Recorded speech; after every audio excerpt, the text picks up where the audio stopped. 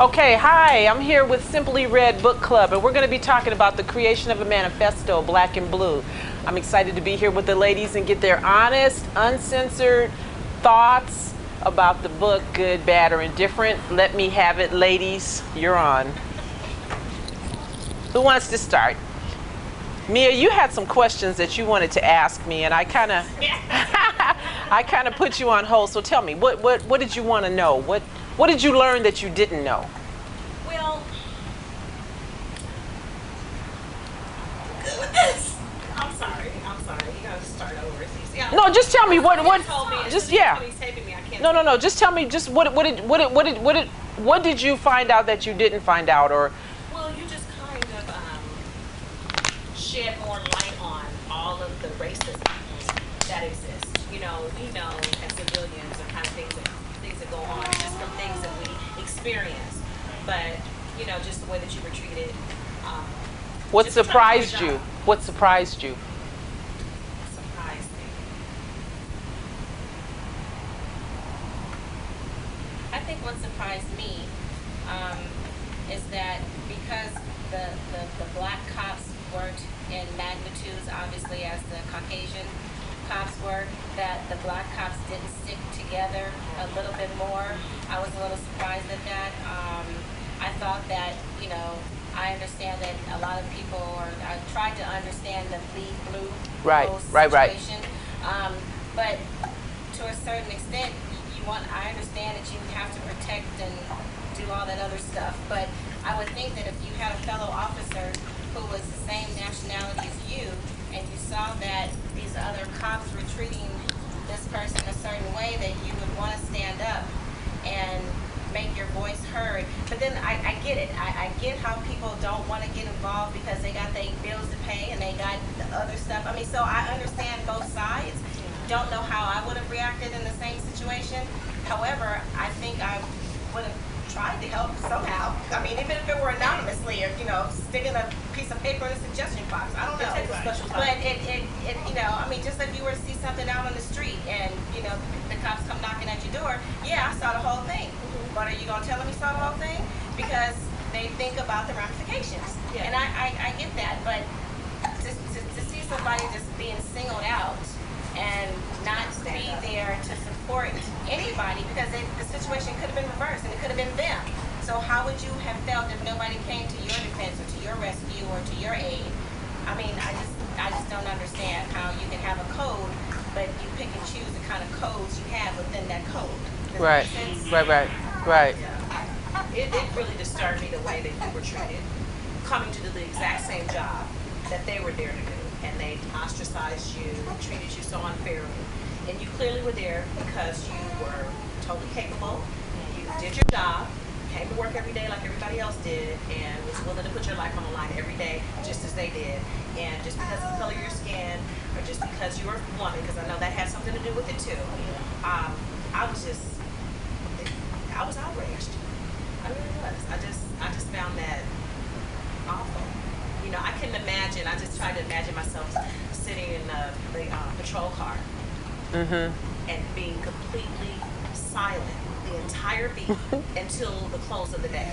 How does somebody do that? This is somebody that you're expecting to defend you and protect you and have your back, and you can't even have a decent conversation with me. You're not interested in anything about me, you know, as far as my life, who I am, you know, why I chose to do this, you know. So if you think of it in light of, you know, in lieu of, you know, a fraternity, Right. so to speak, there's like a bond, and it should surpass the color of your skin, but unfortunately that's not real life. I kind of thought too, like the way that you held yourself. Like you said, you wanted to hold on to your femininity Right, as much. right. I mean, I kind of thought in the other way, like if she was all dudeish and everything, it probably would have been something like a little bit different. It would have been like, you know, I mean, they would have teased you if you were the dudeish kind, but because you know, and you didn't really like chop it up with them, you know what I mean? You didn't buy into, you know, all their, you know, their silliness, you know. So that's kind of. I kind of feel when I was reading, I was like, because she didn't buy into some of their silliness sometimes, that's another reason why they was like, you know, well, we're not gonna talk to her the whole time, you know. Right. So, you know, just things of that nature. But you have the best seat in the house. Oh, yeah. Because I get the impression that although you were a woman, and although you were black, they did not even take that into consideration when they were talking, whatever they needed, whatever conversations they were having. So you got the insight on all of the infidelity. Right, their persona, how they live. How they live. You know, outside of, you know, work and everything. Right. So that's kind of like being the fly on the wall. Yeah, well, clearly, I mean, you know, they would have conversations that had nothing to do with me, and really 9 times out of 10, I could care less. Right. Yeah, I could really care less about what they were talking about. I just needed to get through the day. You know, it was like one day at a time. You know, one day at a time until and unless I had an assignment, because not all of it was bad. There were some times when I had good partners. We had great fun when I worked with the female. Yeah, and some were white. When I worked with the white female in Central Traffic Division, I mean, we hated to go home at the end of the day, because I'm not kidding you. We spent 8 hours talking about the soaps. I was like, girl, did you see this? And girl, what about that? Yeah, the one that moved away. And so my feelings, no, she did not. No, she moved away. No, that was my childhood friend that passed away. Yeah, no, her name was Ann. And we just had such a good time talking about just girl stuff, you know. Kind of a relief to be able to be with somebody that you can just kind of just be yourself. Right. Not have to put on, you know, any airs or try to, you know, I don't see you doing that, but I can see you wanting to have some type of, you know, Where you're at work 8, 9 hours. Right. We don't have to be best friends, but can we be cordial with one another? Absolutely. Can we, you know? Well, you know, in a real world, that would be nice, but I had gone through so much until I was perfectly, I was like, dude, I'm just here. You know. You know what I love, though? You are definitely a lady with a plan. That's all I got to say. You've been in there like, look, I got this to take care of. I'm going to do my job. 20 years. Right, I'm out. Right, yeah, 20 and out. Yeah, 20 and out. Yeah. And then I had heard, you know, through the years that statistics show that the longer you stay in that type of occupation, you take off years on the other end of your life because it's so stressful. And so understanding that I came on at 22, I was like, okay, cool. I can do 20 years, 42, I'm still young. I can go do something else for another 20 years if I want to or not. And so that was my mindset really all along. Now, I may have stayed a little bit longer had I not gone through what I had gone through, but when I got to 20 years, I had 3 children that were still under 18. And my mindset was I could stay and do 25 years because they hold a little carrot in front of you and they say the longer you stay, we'll give you a couple more coins. So I said, you know what, I could stay and do 25 years, but my 13-year-old will be 18. And I'm going to miss all that, you know, and then my little ones, you know, I'll get to do some stuff with them, but it was more important for me to be there for that 13-year-old because I felt like the 13 to 18 was very formative and it was critical that I be there for him.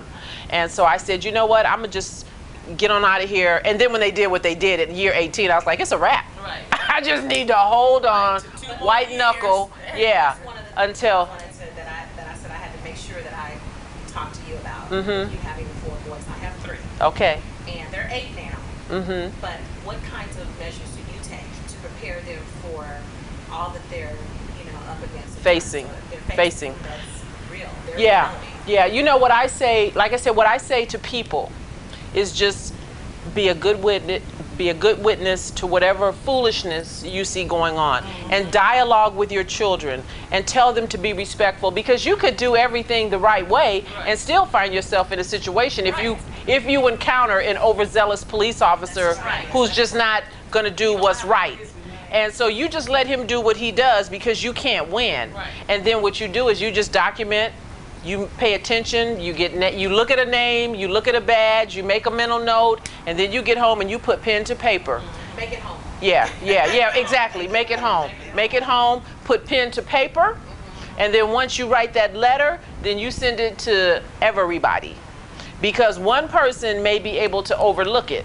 But if you send it to the mayor, and you send it to the police commission, and you send it to the police chief, and you send it to the captain of that officer, and you send it to the commanding officer of Internal Affairs Division, somebody is going to do something about this, because what they're going to do is they're going to start calling one another, and they're going to say, I got this letter, and CC them, and let them know that everybody got this letter. You know what's funny? We talked about what certain groups of people are willing to do. We will complain, we will live in fear, and say nothing, and not know the kind of power that we do have. Right. You You know, I've been guilty of it myself because you just have this fear because you feel like, you know, it doesn't matter that you're right. Right. You know, even facing the situation that you faced, you did something that anybody would have done in the situation that you were in. Right. So would it have been better for you to take your gun out and shoot the man? I'm just saying. Right, right. Because then that would have turned into a whole Right, a whole nother situation. So Right. You know, and called upon the people that are supposed to come and help and protect you. Right. And instead they turned against you.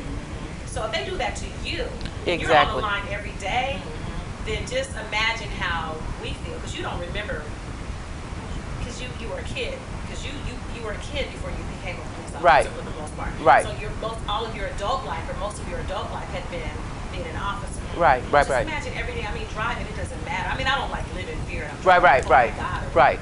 But you get pulled over, and you're like, okay. Your heart is Right. beating, you know, what did I do? You And know? I have those same feelings, and I am an officer.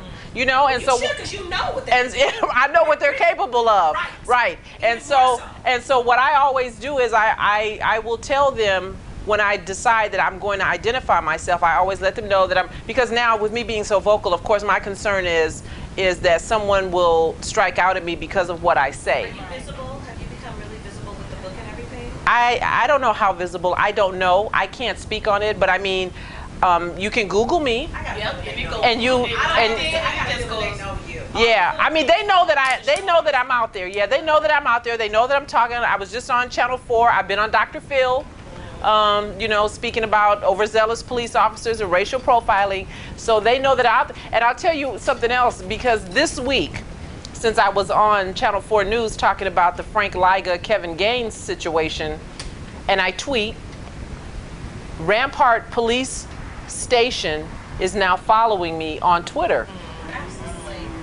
And this is not the first time that the department started following me. I had a LAPD captain in his uniform with his official LAPD captain, whatever his name was, because I didn't know him, started following me on Twitter. So whenever that happens, I go on Facebook and I said, guess who's following me on Twitter now?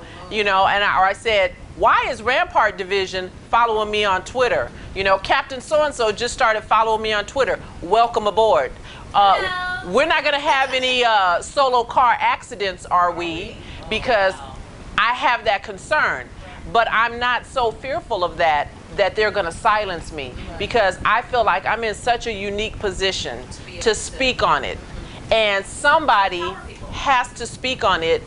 Otherwise, how do we change this thing? And if you really, truly want to make a difference, and that's my ultimate hope. I'm not really just trying to stick it to the department. I really would like to see that department change. I heard the police chief say, I never want there to be another Christopher Dorner when they were hunting for him. And I never want there to be another Christopher Dorner. I never want another police officer to feel what I felt when I was standing on the 3rd floor in the Bradbury building waiting to see whether or not they were going to send me home. You're speaking as an officer. Right. But as civilians, I would like to feel comfortable when I'm calling the police. You know, Right. I do because of where I live. Right. They're very, community based and very, responsive. I mean, I call the kids accidentally hit the remote. I guess they don't have as much to do in Cerritos as they do in LA. But they're like 8 police officers Okay, at the door. okay. And that's kind of like crazy because they Yeah. just respond. Right. But whatever. But they do talk to us. And, Right. just on a normal, how are you, that kind of thing or whatever. And I'd like to see more of that going on so that people aren't fearful of the police. Right. Well, you know what? I think police officers are just like people in society. And so we have a society where there's really only 10% of the people that are cutting up 100% of the time. Right? And so you have police officers who want to be out there, who want to help, who want to do a good job. And then you have that little small segment that cut up. And you only hear about that So that's what we all the time, and that's what you think is the department in its entirety, when really it's really a small minority of people. But my thing is, so when we identify that small minority, why don't you do with them what should be done with them, and do it uniformly? Don't pick and choose because I got my horse strapped up to the right carriage and so I get to cut up and there's no penalty, and then somebody else who maybe you don't like so well, you take their head off. You know what I mean? I think it should be fair and let the chips fall where they may. You know what I mean? I think I'm just for what's fair. That's in a perfect world. That's in a Yeah, perfect world. But yeah. I really do think that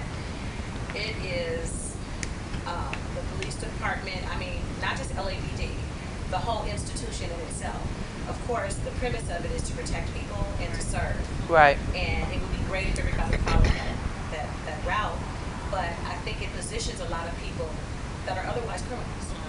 So they get in a position where they can use their position and hurt people, and That's why I said they have a sense of entitlement. Mm-hmm.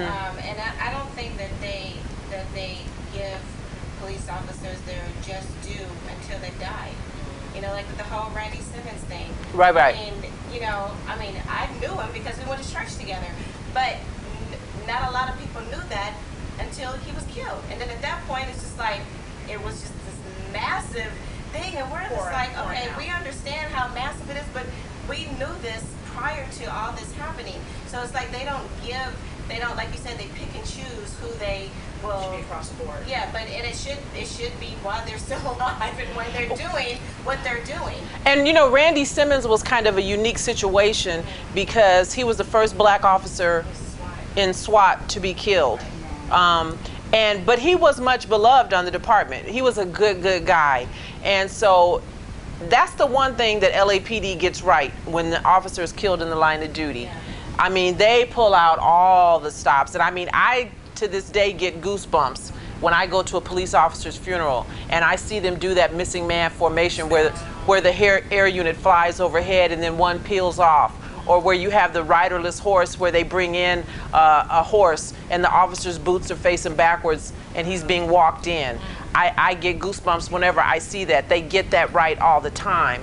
But it's those other rare instances when stuff happens. I had a female captain who I've become close with who retired recently. She had 32 years on the job. I think she made somebody mad towards the end. 32 years on the job, she retires. The police chief doesn't even come. Wow. Didn't even come to her retirement. Didn't come. After she served 32 years. Didn't come. Didn't send anybody. But they didn't even offer condolences to you for your mom passing away. Well, no, they didn't. No, they didn't. That's like No. they do that at McDonald's or whatever. Oh my Right. goodness, let me send Right. the, But sometimes, when the cameras aren't rolling, then maybe it's not so important for me to put on that dog and pony show. And that's why I talk about it in the very beginning of my book, because it was important to me for the people that I knew, like Fred Nichols, who I talked about in the book, who had committed suicide. And I said, and around that same time, they had just had a big memorial, and rightfully so, for officers that are killed in the line of duty, and they did the memorial wall. And I thought about it, and I said, what about all the officers here and in other places who commit suicide because they just are at their wits' end? Their names, those are the ones that shall remain nameless. We don't know about them. They don't exist. And so I'm like, what about them? Was their service not as important? Did they not matter? And so I felt it was important to me to say in the beginning of the book that this is for you, because you too mattered. And that guy had a high-ranking position. Yeah, he was. They just Yeah. whittled him down to a nub. you asked me what surprised me. The parts in the book where people had worked so hard, specifically him, for example, to take everything away from a person. Yes. So there's no life after. Yes. Even considering the fact that, okay, well, you know what? I'll get another job, or I'll go, and there's no avenues for them to take. And he was been only so being honest. demoted and so diminished to nothing Mm-hmm. after having served.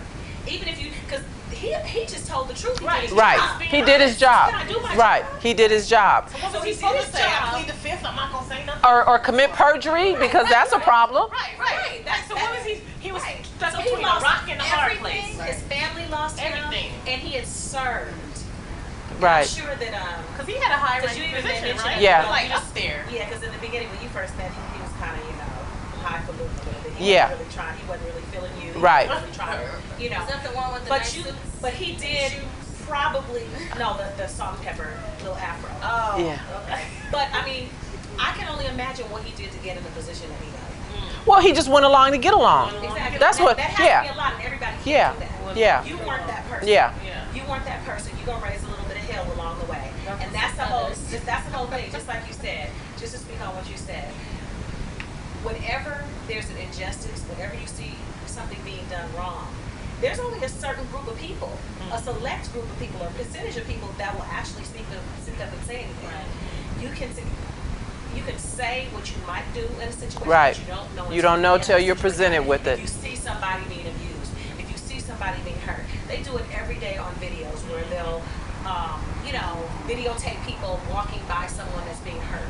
Right. They just pretend like they don't even see. Right. They put these blinders on, they keep walking, and then afterwards they come back. Did you see that? Right. Why did you not say anything Right. or Right. call somebody? Because you don't always have to put your life on the Right. line to Right. help somebody. Right. Exactly. Say Just call something. somebody. Yeah. There's so many people, and unfortunately, it seems like it's a large percentage of people that just will not.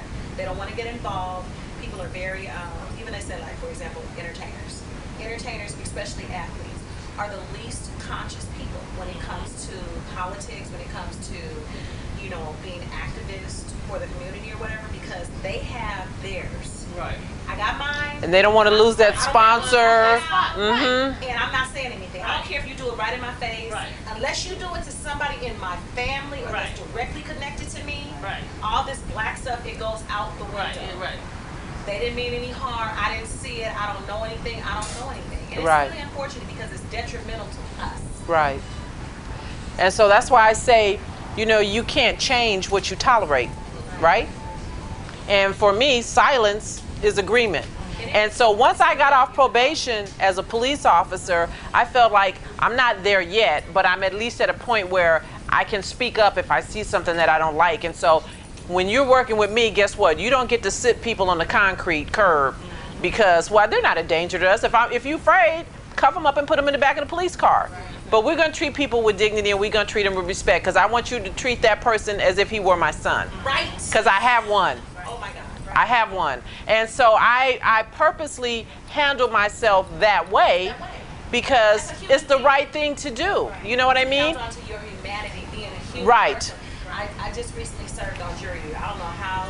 Is that the story when you were telling me Oh about? my goodness, it was gang related. It Oh, was God. 8 counts of murder. It was crazy. I cried every day because I'm not cut out for this kind of stuff. Okay. And I don't know how they, you know, but they usually dismiss me. But Okay. This time, and it was gang related. The gangbangers were in there. It was a fruit tree. Fruit Town. Oh yeah.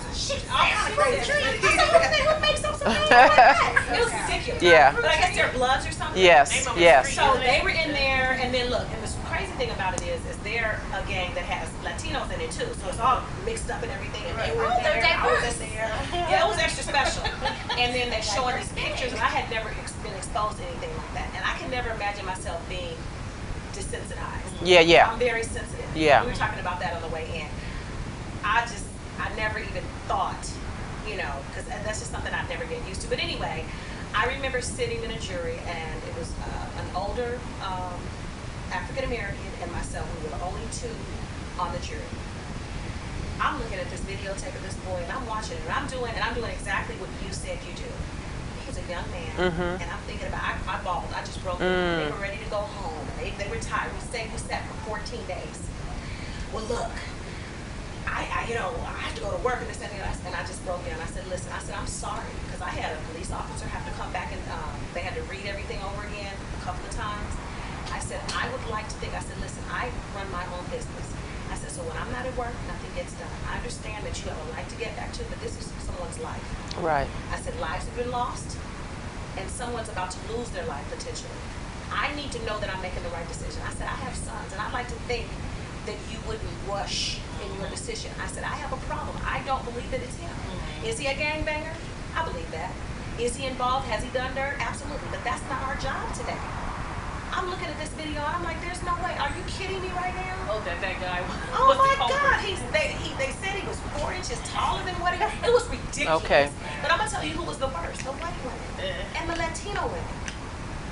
Because I even have a Caucasian man, and he was like some biochemist, you know, just joking us. But he actually changed his verdict to not guilty. Okay. Because of all of the going back and forth or whatever. They were like, look. And I witnessed it firsthand how they're guilty. Right. Even if he didn't do it, they did something else. Let's get him for this one. Yeah. Right. So you understand the law Right. and Right. what we've been asked to do. Right. The lawyers came in afterwards to talk to us, and they were like, so what did it for me? I said, it just wasn't compelling enough. I didn't get it. This video was horrible. And I asked him, I said, did you watch his mannerisms? Because I think everybody was scared to look at him. Okay. I was looking right at him. Okay. I watched him when he looked at those pictures. You know that. I've pick everything apart. Right. I was looking at him. I looked the way he responded. They just threw something together. They threw something. I was like, no, really. You know what I did? I treated them. I treated him with the respect that I would have wanted to be treated. Right.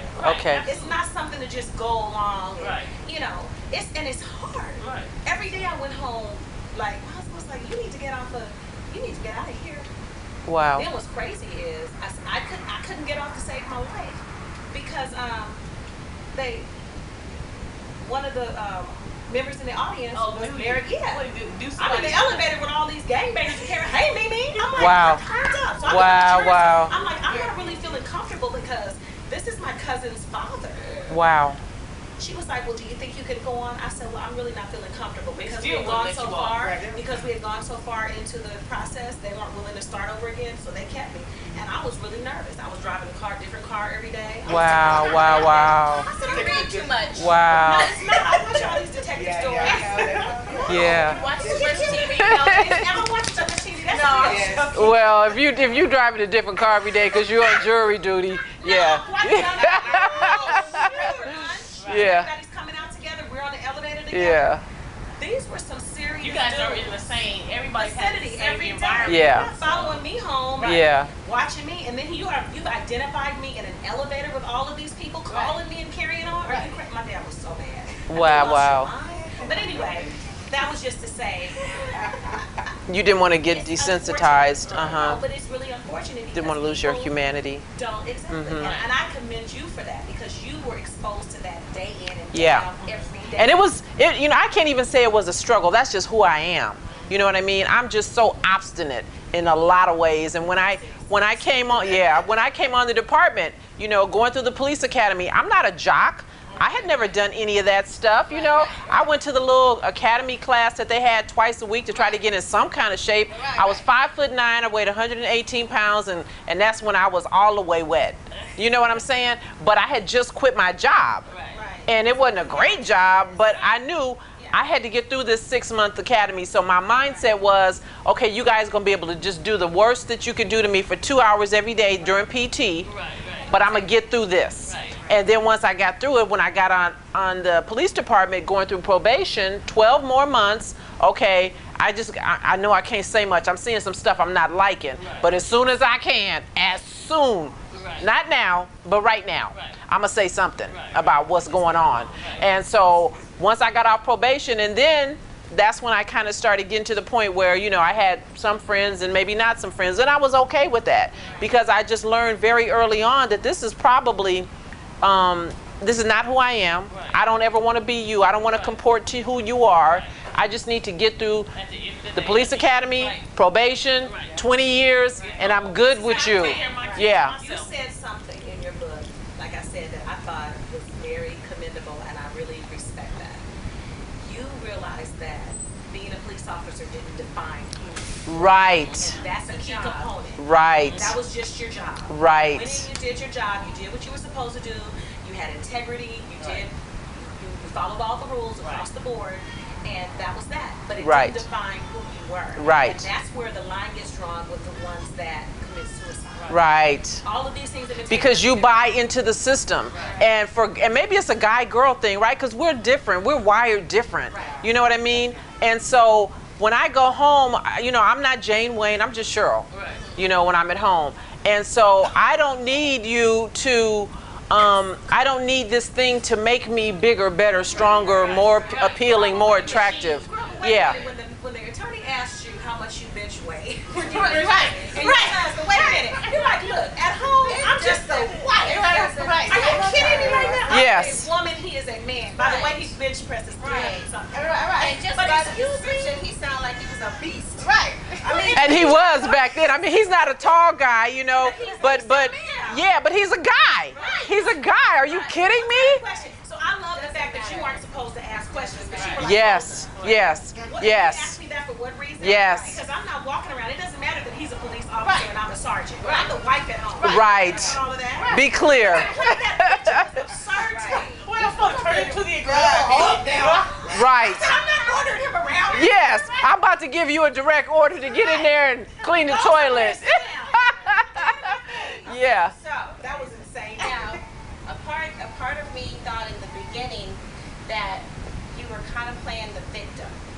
Like, well, why are they picking on me for this, or why are they picking on me for In that? regards to And what? Like with the nails and the hair. Oh, uh-huh. Okay, so I'm thinking to myself, okay, well, if you're in a position where maybe it's not written Right. in the bylaws, Right. or whatever they're called, but you know that you have a job to do, and if long nails could get in the way of you grabbing your service revolver, Right. or you poking somebody's eyes out mistakenly by grabbing them or something, then I can see where that would be a problem. I mean, I'm the girly girl. I Right. do my nails too. Right. I do did and all that. The hair color, I wouldn't your feel it. burgundy.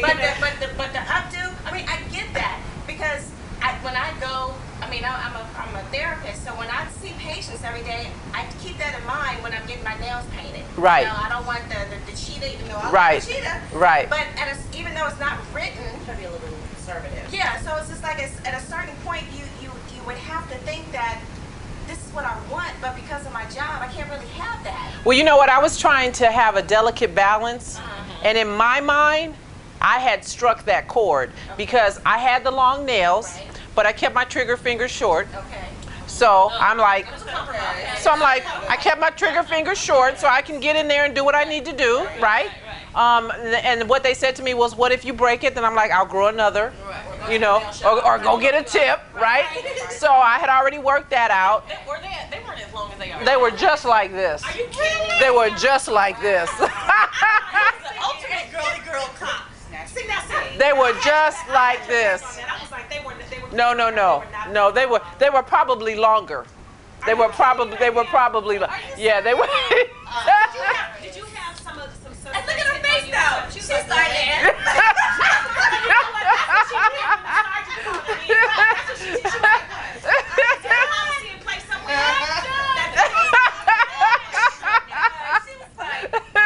And your point is what? Because I'm seeing so much disparity in terms of how things are enforced. You want to talk about my nails? Right. You know, and so Little knick-knack stuff It's like minuscule. right. And keep in mind, I'm doing my job. Right. I'm doing my job, and I'm doing my job well. I'm a good investigator. I'm a great gang officer. You know what I mean? Can you get something to eat? Right. Can I have some lunch? Are you kidding me? Are you kidding?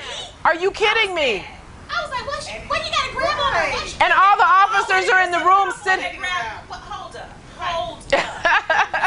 But you didn't have a group of women that bad. No. There were no women. Yeah. So it's very few women. There were no women. I mean, there were none looking like me anyway. You know, there were. Yeah, I was it at Southwest Division when I got there in January of 1981. There was one other black woman, and she was a police woman. She was still in the skirt. Yeah, she was still in the skirt. She wasn't like you, did she? Oh no, we were very good. No, she was a sweetheart. The one that didn't like your hair. That was the white female who was my lieutenant. Crunchy one. Yeah, she did. Yeah, Was she fluffy? she was. You know, the thing with her, she just wasn't nice. She just wasn't. She was a big girl, and the way I hear, she lost some weight. So she thought she was cute. She thought she was all that. And so she didn't like any of the women. She gave us all grief. But because I was a sergeant and I had time on the job, and there was a couple of other girls in the division, white girls, who had some time on the job. So we were like, oh, hell no. You don't get to come in here and do this. Because we were all handling our business. The P3 females were good patrol cops. I was a good sergeant. Even outside of the color of your skin, you would think that the women would come together. But she didn't like us because she liked the guys. You know, the guys would come in and she was always batting her eyes and She was pitching, so she was up in there pitching. You were getting the attention. That's what. pitching who up in there. and so we immediately started bumping heads. And me with my personality, I'm not the one. You know, I'm not the one, lady. You don't intimidate me. Yeah, you know, you come in the locker room and I'm not kidding you, every day it was like, what's up? You know, you come in the locker room and you can't get your big ass down this aisle, then you need to get up on that desk. You need to get up on the stool and run it like a rat. Because I'm not about to move. And so that's what we would do all the time. And so I envision that. Yeah. Her like, okay, she's not really not gonna Right. Right. And so then she goes to my captain, and she tells my captain something, and my captain was like, you might want to leave Miss Dorsey, because she didn't know my relationship with him. She had just transferred in. See, this was the captain who told me, when you pass the sergeant's test, come work for me. Right. And so she didn't know our relationship. And so she thought, I'm a lieutenant, I'm going to bat my eyes, and I'm going to go tell him, you know, that she's not doing what she's supposed to do. And he said, you might want to leave Miss Dorsey alone. Yeah, you might want to leave Miss Dorsey alone. But it was Yeah. so much foolishness. Just Stupid. just taking your license plate off the car. Oh my God. Yeah. They're tired of speaking the license plate. Come on, man. You got to represent with Sandra and Tracy. Tracy would be talking. You think I talk? That would have been Tracy. Oh, Lord. It was just You so know much what? foolishness. My question is about being adopted. Oh, okay, what about that? I just need more on that. Well, you know, and not many people knew that about me. And my very dearest, best girlfriend, Joni, was very surprised when she read. She knew that about me, but she was surprised that I would even say it, because I never talked about it to anybody. But I said, you know what? I got to be real. I got to be real. That's who I am, and I'm not ashamed of it. I just never said it. Since birth, right? Yeah, my parents, yeah, and it was so funny because my cousin told me as a kid, my cousin Kay, because she was 5 years older than me, she said they found me in a trash can. She said, they found you in a trash can. And you know, me just being me, being an only child, I'm at home, you know, 2 hours every day between the time my daddy would go to work and my mom would come home. So I had tremendous time to do stuff. And I would, you know, I was just rooting around in there, just digging and looking and hunting. And then one day I came across this paperwork from the LA County Adoption Agency.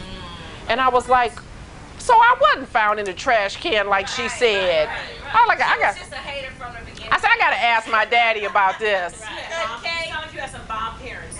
My parents were amazing. Yeah, my parents were amazing. Because you were a brat. I was a brat, yeah, and I was spoiled, and I'm not ashamed, you know, I'm not ashamed to say my parents, you know, they doted on me, you know, they doted on me. They waited later in life to adopt, and so when and I was the little girl that my mom probably always wanted, so she did the whole gloves and the Easter. Yeah, right. She had the whole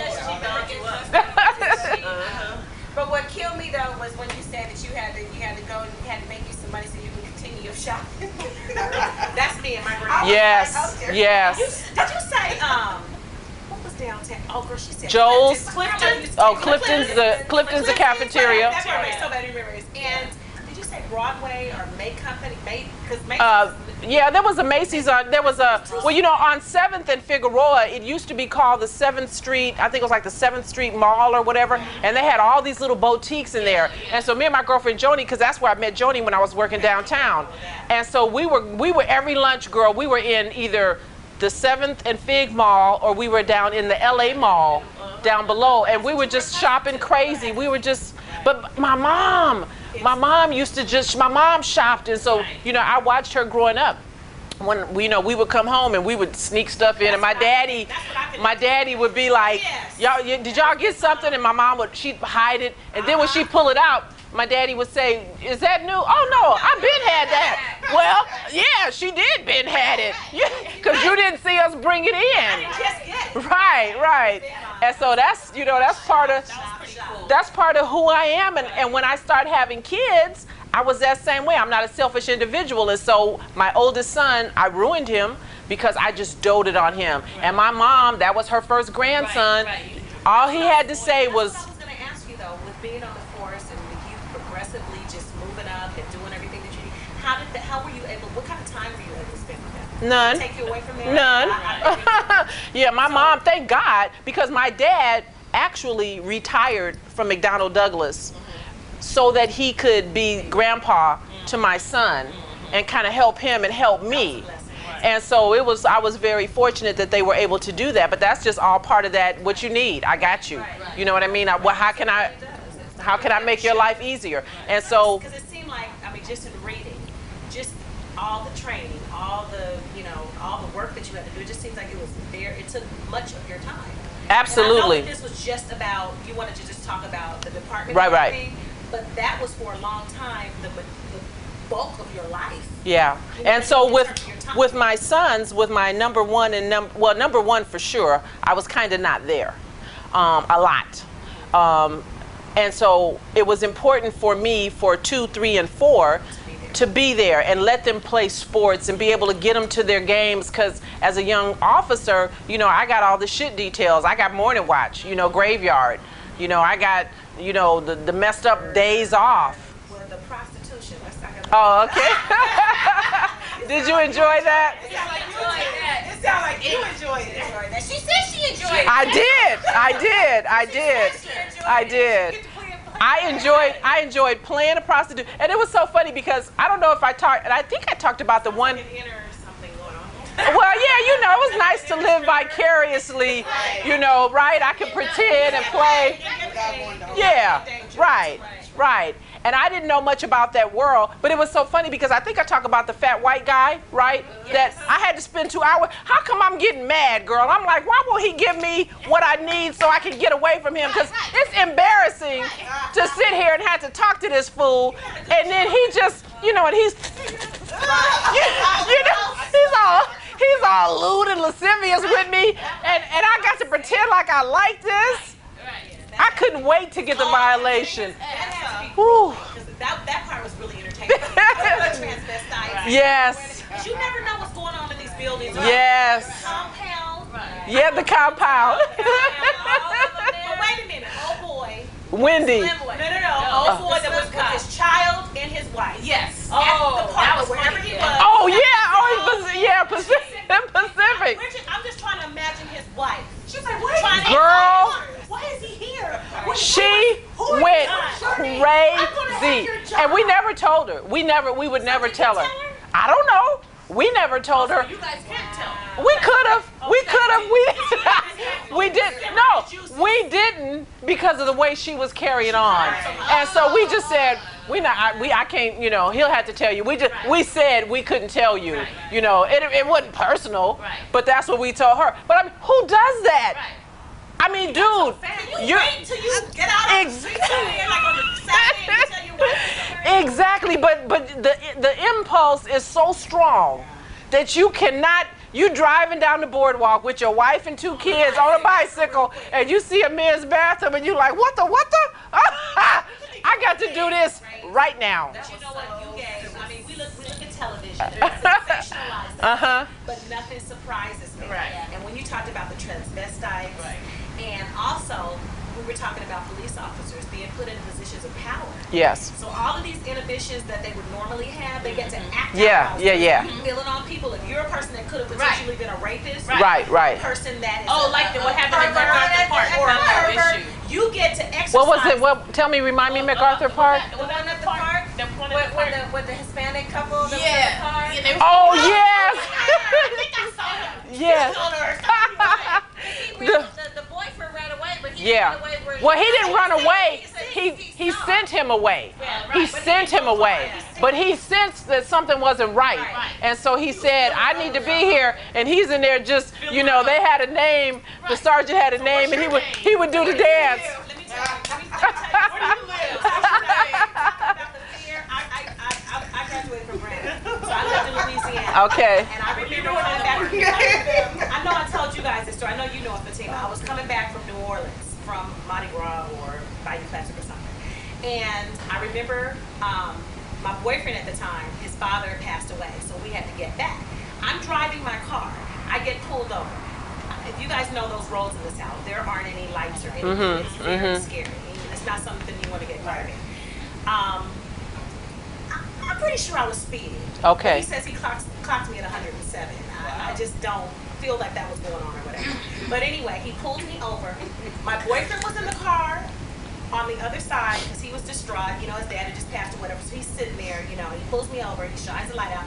This man had another officer or a civilian, some dude in the back of the car. He asked me to get out of his car and get into the back of his car.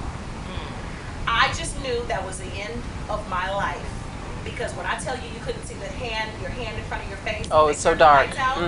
And by God's grace, I did not die that night, but I was so fearful for my life. They can do Because he just had, he could have done anything. Right. Told us we've been Right. doing, and that happens still today. Oh, absolutely, absolutely. You know, Police officers have tremendous power. I say it all the time, and that's why I say don't take them on.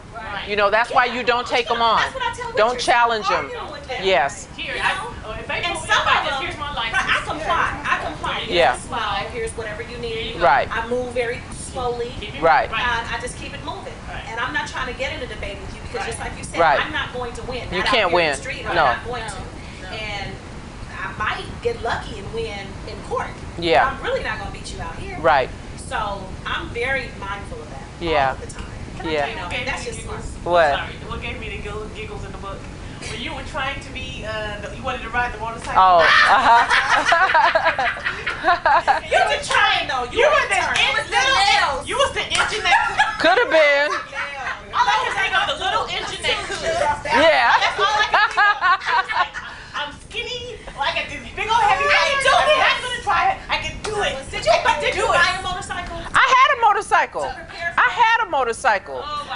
I had a girlfriend at the time, a friend of mine who I met through another motor sergeant. He was dating her, and he introduced me to her because she rode a motorcycle. And we used to have so much fun riding our motorcycles together, and thank God that he watches out for babies and fools, because we used to go up and down Crenshaw. You know how the motorcycles used to all hang out at the wall, right? Yes. And so we would go and we would meet up with the guys, and I'm not kidding you, because this was like the 80s, right? 90s, late 80s.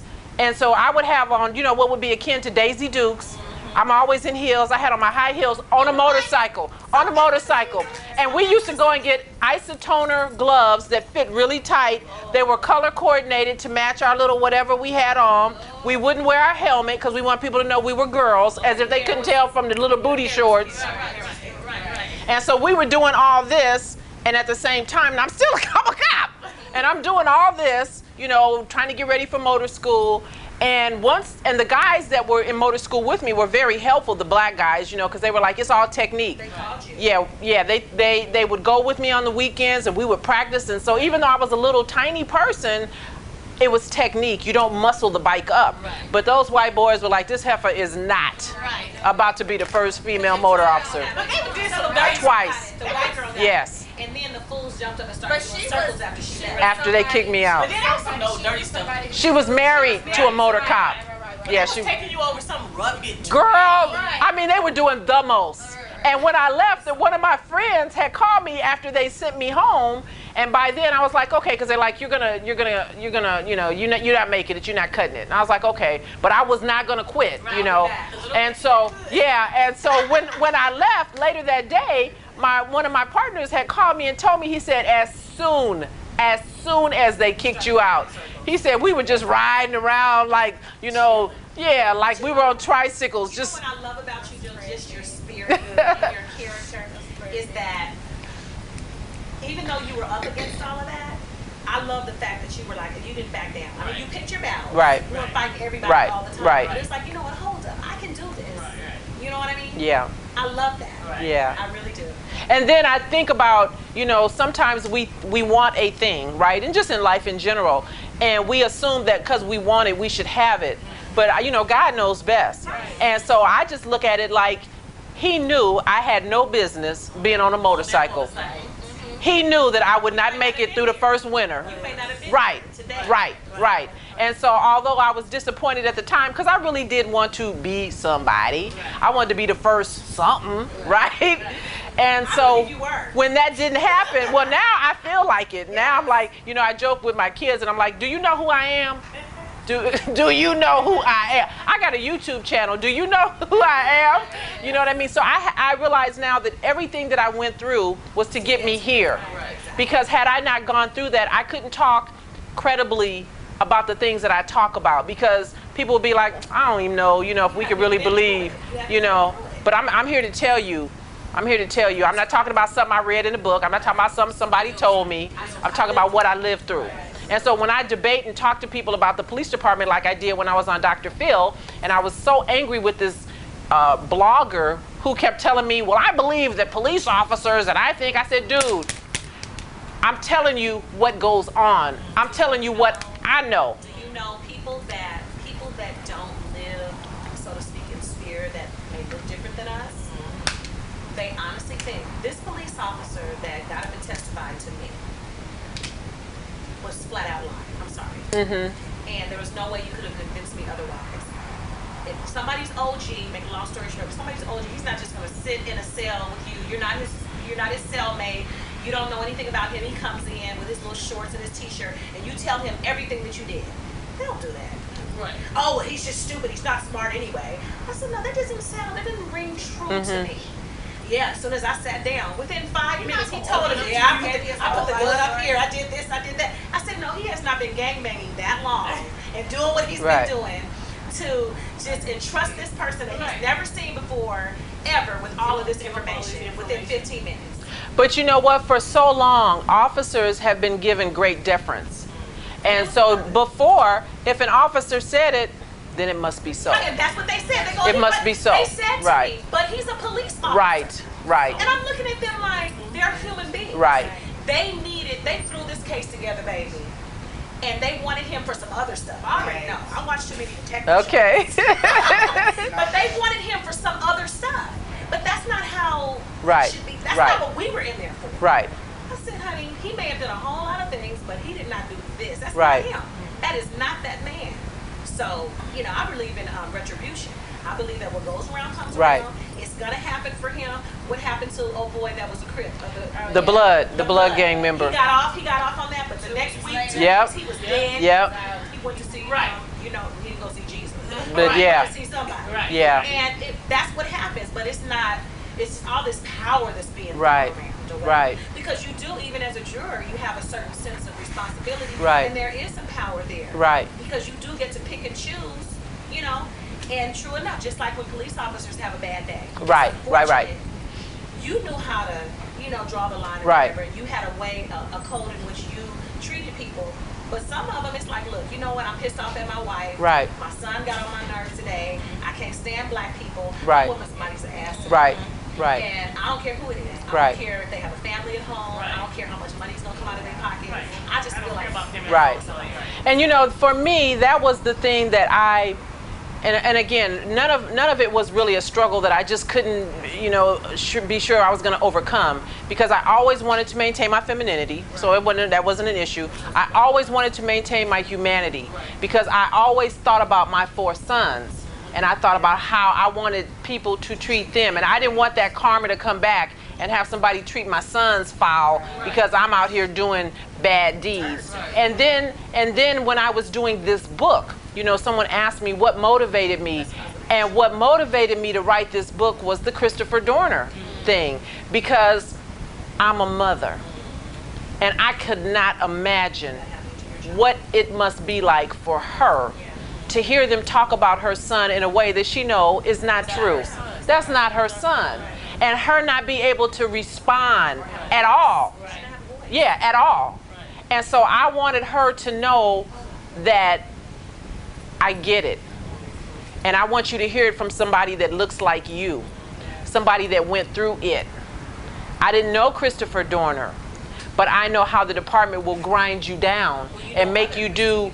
I know someone like Christopher Dorner, Fred Nichols, but I understand how you could get to a point where you would do something that's out of character.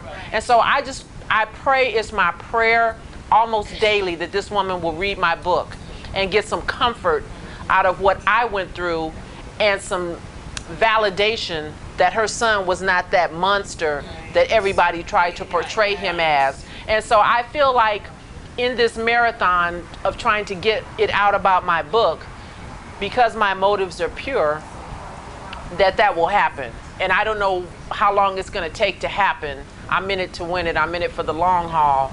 But that's what really motivated me. And that's why I wrote the book in 8 days. I sat down, and in 8 days, I just, you know, and I just had to get it all out. It was therapeutic for me as well, yeah. Yeah. What's the thing about No, I had a publisher. I just happened to be somewhere, and I ran into a young man who's amazing. And he said, this should be a movie. And I said, I don't know about a movie, but I'm writing a book. And so he says, he's an indie publisher. He is an award-winning author himself, a young teen author. He's like 21, 22. Amazing. And he said, I'd like to publish your book. And so he we exchanged information, and he published my book through his company, and he did my cover for me. He put that all together for me. He did my website. If you go and see my website, it's amazing. You know, he did all that for me. So it just, you know, God just put me, you know, he put people in your place, in your path for a reason. And so it just kind of all worked the way that it worked. So let me ask you guys this. I just want to kind of go around the room and ask you, what was your takeaway? What was the thing that, did you have an aha moment? What did you get? Well, for me, it was a little close to home because you named a few people that I'm a part of my family. So. Oh, who's part of your family? I would rather not say. Oh, I would love to know. Who did I name? As soon as I start reading, I said, "Oh yeah, I know where this is going." Oh, okay, okay. But it was fine. I mean, Okay. you know, I mean, you told your story, and I appreciated that. I knew, you know, you hear a lot of things that go on. I mean, like you said, my daughter's father was a cop. Okay. And then I have a lot of cops and lieutenants and sergeants and chiefs in the family. Okay. So I kind of know, but then I don't know. For sure. So I wasn't surprised with everything, and I just thought that I don't know if I really had an aha moment. Okay. I think it was more of a just certain things were solidified. Okay. If that makes sense. Okay. Which you know, I definitely commended you for, you know, having a voice and not being the quiet person. And I was trying to understand, because see, I was a little indifferent about certain things, like about when you said that the house Negroes. Yeah. I got it, but then I was thinking, but if that man or that woman had to, if they were in fear of the ramifications of them speaking out or helping you, I mean, I get it. Would I do the same thing? Would I feel the same way? I guess it would just depend on that certain person's situation. So, I mean, but again, there was just some clarity. Okay. Which I really appreciated, because I don't know that if I had not read your book that I ever would have got that clarity. Okay. I mean, unless I, got with another. Because even though you have family that's on the department, nobody's ever been real with you? I mean, they've been real with me, but I think we've just kind of not wanted to be involved with it. Okay. We try to. It's like a separate. It's like a separate. Okay. Right, we try to separate it. Okay. Because we know that there's like so much stress and this, Yeah. that, and the other, and then what they try to do is leave that at the door when they come home. So, Okay. We have to often all Okay. of the Yeah. all of the day-to-day. Yeah. All that, and if something pops up on the news, then I mean, at that point we have no other choice but to get involved. Right. For the most part, we don't want to deal with it. Okay. Okay. So I was asking, what was your takeaway? What was, and really I'd like to know a good thing and a bad thing. What was the thing that just rubbed you raw that, because I want to grow, because I'm going to do a part 2. So I want to grow in this process. I would like to. I'll start with the not so bad, but Okay. if it was a negative one or whatever, not so negative, but you know what I mean. I would like to know. I would like for you to I kind of felt like the part that pulled me in the initial stages was the beginning of the book, and I realized that your book was about what happened on the police force, but I want to know you a little bit. Okay. You know what I mean? Mm-hmm. One of the parts that really just kind of blew me away was when you mentioned that your mother had passed away. Mm-hmm. And then you just went right into something else. Because it was like one sentence, yeah, my mom passed away, and then it was boom. That struck me as odd. Because I wanted to know how you felt. I wanted to know when that happened, how that impacted you. Because clearly you were close to your family. But I didn't know enough about them. Yeah, I thought I missed that. Okay. Okay. Like, wait a minute, did she talk about But it was Yeah. she did, I mentioned it, yeah. She mentioned, and then also I couldn't kind of follow, because I realized that this is like a biography, so Right. you're telling your story or Right. whatever, but and so you're not going to embellish or whatever, you're Right. going to tell it like Right. the way that it happened or whatever. I was just trying to keep up with the marriages when they ended, when they began. Okay. That was kind of hard to, Okay. And then I would have liked to know a little bit more about your husband that was killed, and because it seemed like you guys had a really good, it seemed like that relationship was like, you said it was a whirlwind. Like, Yeah, yeah, loving, yeah, and yeah. it was just gone. Yeah. I don't know how you felt about that. Okay. I don't know how that changed you or how that impacted you. Okay. I have no idea. Okay. So He wasn't a those cop, kind of right? things. No, he wasn't. He wasn't a cop. You know, Yeah. so I would like a little Okay. bit more information about you, so that what happens is at the end of the book, I'm like, okay, you know, I'll just, you know, maybe falling in love with you. Like, I want to know what else is going on. You know what I'm saying? Because at the end of this book, I kind of felt like you told your story of what happened, and that's it. Right? I don't know where else you could go with this, because you're gone. You know, so I don't know what you're going to talk about. So because I kind of feel I kind of felt like you just, everything is just right in a ball, and that's primarily what you focused on. I don't know who else you're associated with, what you're doing, because maybe that's what you're going to do in your next book. But I didn't get